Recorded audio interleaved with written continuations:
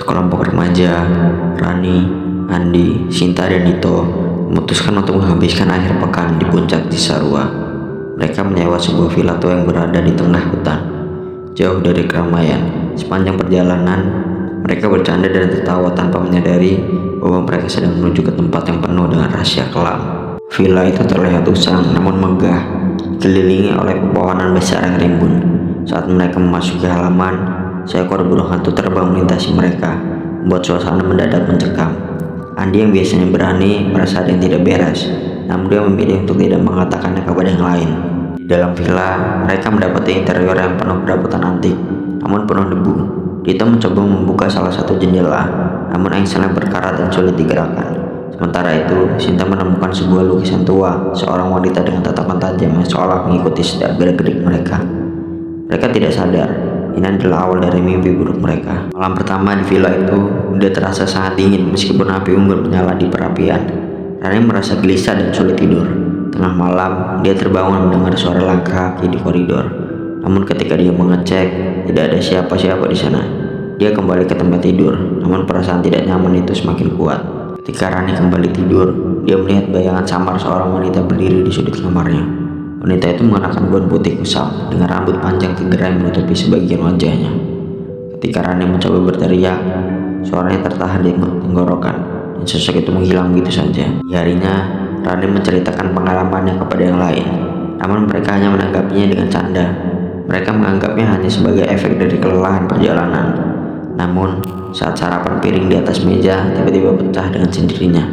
Rani mencoba menenangkan yang lain, namun perasaan tidak nyaman semakin kuat. Malam kedua, suara-suara aneh mulai terdengar dari dalam hutan. Suara tangisan dan bisikan yang samar, seolah ada seseorang yang meminta tolong. Itu yang penasaran mencoba mencari asal suara itu. Namun ketika dia mendekati hutan, suara itu tiba-tiba hilang. Ketika dia kembali ke villa, dia merasa ada sesuatu yang mengikuti dari belakang. Mereka semua duduk di ruang tamu.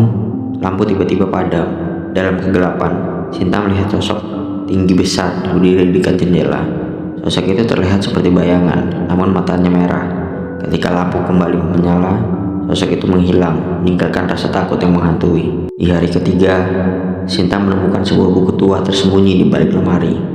Buku itu berisi mantra-mantra kuno dan cerita tentang seorang dukun yang dulu tinggal di villa tersebut. Mereka mulai menyadari bahwa villa ini mungkin memiliki hubungan dengan hal-hal gaib yang mereka alami. Mereka mencoba melakukan salah satu ritual dari buku itu untuk menghentikan gangguan yang terjadi. Namun, yang terjadi malah sebaliknya. Suara-suara aneh semakin sering terdengar dan bayangan-bayangan hitam mulai muncul di setiap sudut ruangan. Mereka ketakutan, namun tidak bisa melarikan diri karena jalan keluar dari villa tampak selalu kembali ke tempat yang sama. Malam itu, semua benda di villa bergerak sendiri. Kursi, meja, bahkan perabotan berat berpindah tempat seolah ada kekuatan tak terlihat mengendalikannya. Pintu-pintu menutup dengan keras dan mereka merasa terperangkap di dalam villa tersebut. Rani mulai merasakan adanya kehadiran sesuatu yang mencoba merasukinya. Ketika mereka terbangun keesokan paginya, mereka menyadari bahwa Sinta hilang, mencari di setiap sudut villa dan hutan sekitarnya. Mereka tidak menemukan jejak, namun di kamarnya mereka menemukan sebuah cermin retak dengan tulisan yang tergores di atasnya. Dia milik kami sekarang. Dito menemukan pintu menuju ruangan bawah tanah yang terkunci rapat. Setelah berusaha keras membukanya, mereka menemukan ruang dipenuhi oleh barang-barang ritual dan tengkorak manusia. Di tengah ruangan terdapat altar dengan foto-foto orang yang pernah tinggal di villa tersebut, termasuk foto-foto mereka sendiri. Wah, wanita yang pernah dilihat Rani kembali muncul, kali ini dengan wujud yang lebih nyata. Dia mengungkapkan bahwa dia adalah korban dari dukun yang tinggal di villa tersebut dan arwahnya terperangkap di sana. Mereka harus menemukan cara untuk membebaskan arwah-arwah tersebut jika ingin selamat. Mereka menemukan bahwa villa ini dibangun di atas tanah pemakaman kuno, dan dukun tersebut menggunakan energi dari arwah-arwah yang tidak tenang untuk kekuatan pesugihannya. Namun, ketika dia dibunuh oleh penduduk setempat, arwahnya tetap menghantui tempat ini bersama dengan para korbannya. Di malam terakhir mereka di villa itu, arwah-arwah mulai menyerang secara fisik. Dito dan Ani berusaha melakukan ritual terakhir yang diajarkan oleh arwah wanita itu untuk mengusir dukun tersebut dan membebaskan arwah-arwah lainnya. Namun, dukun itu terlalu kuat dan mulai merasuki tubuh Rani. Dari bahwa satu-satunya cara untuk menyelesaikan semuanya adalah dengan pengorbanan, Rani memutuskan untuk menyerahkan dirinya. Dengan langkah berat, dia memasuki altar dan membiarkan arwah dukun itu merasuki diri sepenuhnya.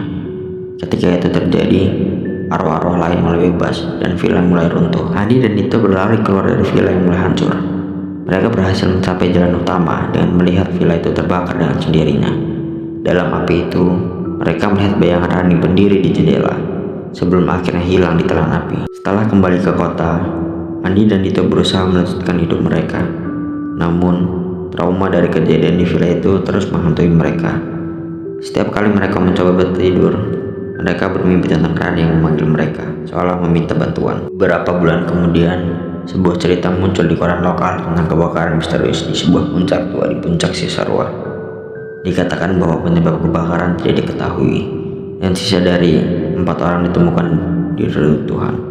Namun, Andi dan Nito yang membaca berita itu tahu bahwa 2 dari tempat nama tersebut adalah nama mereka sendiri.